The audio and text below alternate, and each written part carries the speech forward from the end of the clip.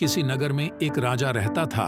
राजा बूढ़े होने को आ गए, पर उनको कोई बेटा नहीं हुआ, सिर्फ एक बेटी थी। राजा को बहुत चिंता होने लगी कि अब मेरा इतना बड़ा साम्राज्य कैसे संभलेगा, इसकी देखभाल कौन कर पाएगा। एक दिन अचानक भगवान का नाम लेकर राजा ने यह निर्णय लिया कि कल सुबह जो भी हमारे दरवाजे पर आने वाला पहला व्यक्ति होगा, मैं अपनी बेटी से उसका विवाह कर दूंगा और अपना राज्य का नया उत्तराधिकारी बना दूंगा। अगले दिन सुबह सुबह एक फटी पुरानी कमीज पहने एक लड़का दरवाजे पर आता है।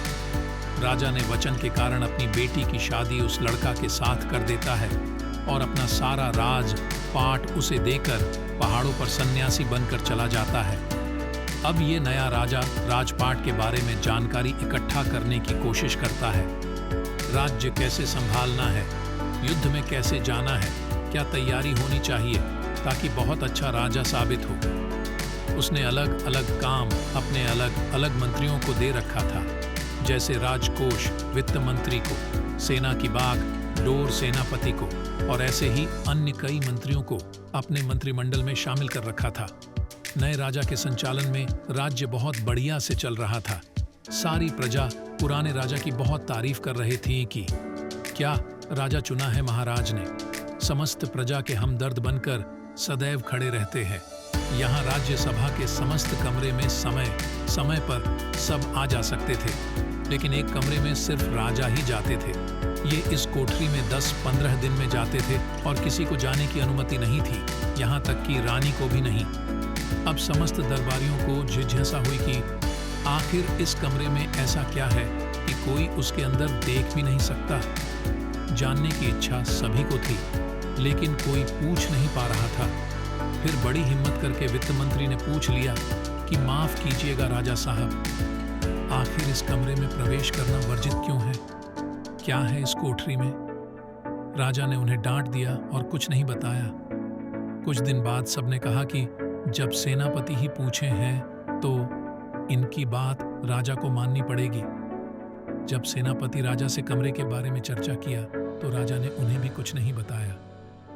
यहां से सबके मन में एक ही विचार आ रहा था कि अब रानी ही है इस जिज्ञासा को समाप्त कर सकती हैं।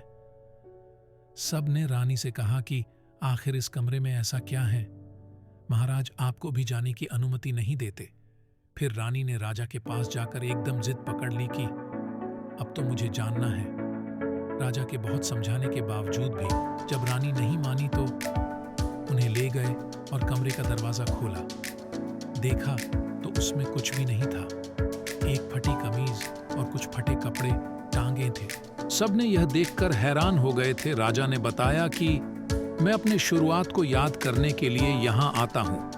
मुझे जब कभी यह अहंकार हो जाता है कि मैं राजा हूँ, मैं इस राज्य का सम्राट हूँ, मैं ही सबसे बढ़िया हूँ, तो यहाँ आ जाता हूँ।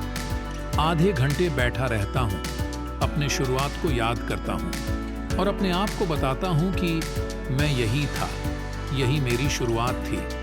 वो तो पुराने महाराज का शुक्र मनाओ कि मुझे राजा बना दिया। थोड़ी देर के बाद जब अहंकार टूट जाता है तो साफ और सच्चे मन से बाहर आ जाता हूँ और अपने प्रजा की सेवा में लग जाता हूँ। ये कहानी हमें ये बताती है कि अगर जिंदगी में कभी आपको अहंकार हो जाए, अपने आप को बेस्ट मानने लगो, आपको लगता है कि मेरे जैसा तो कोई है ही नहीं, तो अपने शुरुआत को याद कीजिए, अपने स्ट्रगल वाली पुरानी जिंदगी को याद करिए। आप सरल होने लगेंगे, विनम्र होने लगेंगे, जमीन से जुड़ा हुआ महसूस करने लगेंगे।